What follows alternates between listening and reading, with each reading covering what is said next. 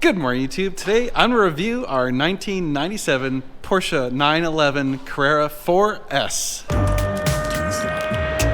So are you recording all of the nefarious activities? If you're new to the channel, my name is Dan, and this is our dealership, NG Supercars, and we just got in this Porsche on trade. Now, if you know this channel, you know that I'm not the world's biggest Porsche fan, but here's the catch. I actually really like the older Porsches. Now, this is back when Porsche, to me, was really cool. Look at this thing. The wide body, it's a small little car. I mean, these are just cool. The air-cooled Porsches are awesome. I am a huge fan of them. I love them. I think the styling is it's on point. Everything's on point. You got the big old wide body kit. You got the big old spoiler. This just is back when Porsche was doing it right. I feel like they've lost their way a little bit. We're gonna review this thing. We're gonna take it out for a drive and have some fun. So let me walk around and show you all about this thing, and then we'll take it for a spin. And by the way, if you're interested in buying it, reach out to us, sales@ngsupercars.com. I don't think it's gonna last very long. And honestly, this is probably like an ideal candidate for cars and bids or bring a trailer. So it's probably gonna go to auction very quickly. So if you do want it, get in touch with us quickly. Ooh boy, yeah, these are cool. Now, if you didn't know, back in the day, my brother actually had a Porsche, an 89 930 Turbo, and I loved that car. To me, that was like the pinnacle of the air-cooled badassery. This, obviously, the next generation of it, probably a little bit better. Yeah, the 993 is just a little bit more refined, probably a lot more performance, and they look pretty similar, so you know, it looks just as good. Now, Porsche also seems to look good in silver for some reason. I don't know why. I actually really dig this color. But anyway, this one, the Carrera 4S, has the factory aero kit. So you got the wide body, you got the aero kit, you got the little air scoops, and the big old wing, which looks really freaking cool. Yeah, this thing looks badass. And this one is even more rare. It's got the hardback seats, so they're kind of like the sporty seats with the bigger bolsters. It's so funny because it's like the same damn interior they had in these cars for, I don't know, like 20 something years. Only 52,000 something miles on this car. Oh, we do have the sunroof as well. I would show you what's underneath the front, but there really isn't much to see. I guess we could show you the engine bay, because this was back when you actually had engines that you could sort of look at in the Porsches. Damn, that's actually a pretty clean engine bay. Not a whole lot of dirt. You still got the big old fan and everything from this era. Love it. This thing looks awesome. Fitted with electronic octane knock control. Oh, thank you for letting me know, Porsche. And use Mobil 1 exclusively. Yes, sir. One thing about this generation of Porsches that I love is the doors. So listen to this close. Oh, it didn't close it all the way. You gotta kind of slam it. That is awesome. All right, well, enough of this. Let's just go out and drive it. Gotta do a stupid immobilizer. Okay, here we go.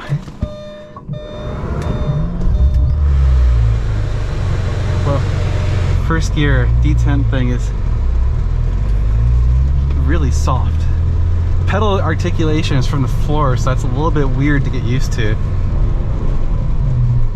A lot longer throw than the modern short throw shifter, but I like it.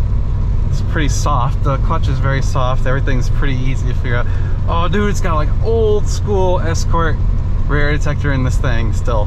It does have the modern Porsche radio right there. So I guess that's like a factory Porsche radio that you can upgrade in these cars, which is pretty cool. So it still looks like it belongs. I mean, it looks proper right there. But you actually have like a screen, and you know, I would assume it's got like Bluetooth, and I saw some USB connectors in the glove box, so you can actually do modern stuff. You know, that's one thing that sucks about some of the older, you know, some of the older cars, is the stereo systems just don't lend themselves to modern stuff, which kind of stinks. It's got a nice tone to the engine. It's like a little throaty sound to it, and of course you can hear the air-cool fan really spin up once you get it into some RPMs. It's pretty neat. So like if I downshift, very classic Porsche sound. Listen to that. That sounds so good. I do appreciate and enjoy these older Porsches a lot. I think honestly they're more fun than the modern stuff. I guess that's kind of true of the Ferraris, right? Like I love a certain generation of Ferraris the most. I love the late 90s, early 2000s, maybe early 2010s Ferraris the most. So you can kind of heel toe. It's a little bit tricky. The gas pedal's off a tiny bit. Big steering wheel. Whoa. All right. That's to the floor in second gear. It's a bit underpowered, I'll admit, but you know, it is from 1997, so it's a little bit older. It's got that Porsche feeling to the handling. It's interesting, you know, it's the rear engine feeling where you can feel that weight. Oh yeah, when you get at the higher RPMs, you really hear that fan. I want an extra 100, 150 horsepower. Now this is where I think having the turbo would really be a lot more impressive.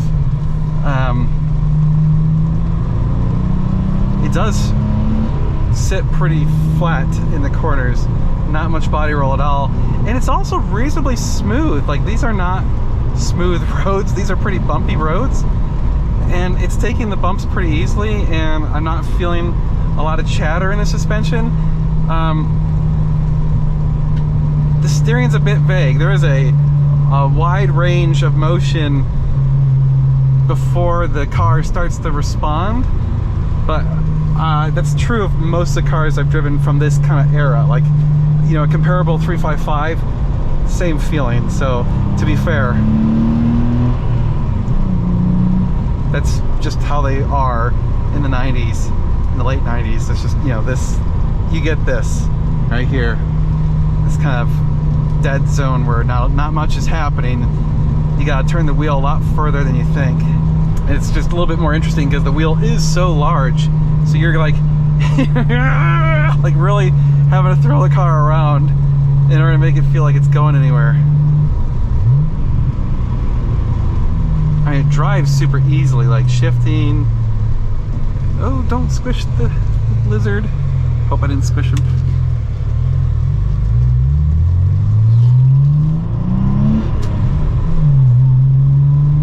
The difference between first and second gear is a huge gap. It's almost like they may have geared it slightly too tall to try and get the upper speed limits on this thing. I kind of wish they wouldn't have done that. I feel like this would be a much more aggressive car with slightly tighter gear ratios. Send it. All right, here we go. Ready?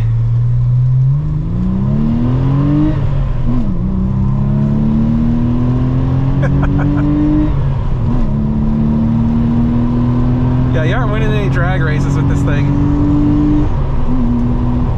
That sound is awesome. Sounds phenomenal. It sounds exactly like you want on these old Porsches. It's got that nice, like, very intake-driven sound. Fifth and sixth gear, just cruise gears. Yeah, like we're at 60 miles an hour, 2,100, 2,200 RPMs. Just kind of coasting. I feel like this is where the car belongs more, is in the curves, though. It is not really a straight line drag racy type car. You really want this stuff, right? Yeah, a little, just a little body roll, not much. It's very tight. It's pretty damn good. AC is blowing nice and cold. That's good. I love that they have a giant clock on the dashboard. Like, it's very important that you know the time. You got your huge tachometer and speedometer, you got all your oil information, and then like giant clock. Oh yeah, the handling feels good. I can feel it kind of biting on the front, you know, like it's because of the weight in the rear. It just has a very nice feeling to it. It's unusual getting used to the pedal articulation from the floor. So the pedals kind of roll like this instead of, you know, instead of kind of like going like that with your heel, you're kind of articulating your foot down. God, this guy has a truck that's wider than the frickin' road. Yeah, it handles these bumps very, very well. It is extremely smooth on these bumps. I will say there's nothing that's really disappointing me. I mean, I would love to see it have more horsepower. I would love to, you know, the turbo cars are definitely going to be having the right amount of power compared to this.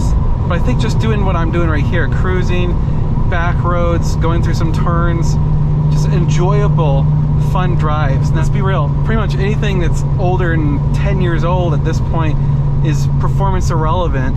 So because this is performance irrelevant, it's kind of like the 355. No one's buying a 355 because they're like, oh, it's so fast. No one's gonna buy this car because they're like, it's so fast. No, you're buying this car because it's cool as shit, right? Like, the cool factor is off the charts on this car. Same with the 355. It's just wonderful. By the way, these brakes feel really good. I really, really like the brakes. The bite on it, the way it progresses is just awesome. Really, they killed the brakes. Oops, a little bit off on the clutch. I can see why people are paying big bucks for it. I like the nostalgia factor, the coolness factor, the looks. I mean, this is a gorgeous car. This is, in my opinion, like I said at the beginning, this is when Porsche made really cool cars. Like, I think these are so cool. I love this tiny little interior. You're like right on top of the passenger seat, but that's cool because I love these little cars. Like, it just feels so much more tossable, and it just feels like it wants to go around corners. It wants to just be nimble and agile and change direction easily, and I'm not having to worry about planting the weight in the car. And I drove the LC500 just a few days ago, and it was so heavy. You had to wait for everything to settle before you could really get the car to bite in a corner. And this thing, it's like, no, just toss the wheel. Like, just toss it. See, we're good. Yeah, we're good. I got this, don't worry. We'll have fun. It's a different era of car, different engineering. You got the air cooled, have like no fear going into corners hot, and just like that. Just yeah, the handling's great. It's fun. Now, I would not want to get loose. Oh no, move, bird. Okay, phew, almost hit a dove. Yeah, I would be a little bit nervous getting one of those loose because of the big steering wheel and the slow steering ratio. I can see where, you know, the Widowmaker moniker for some of these era Porsches, I can see why that would be real, because you got all that weight in the rear, and once it's going to get loose, it's going to be a hell of a lot to handle to regain control. But God, this is just a fun ride. I'm really having a good time. I like this car a lot. And here we go.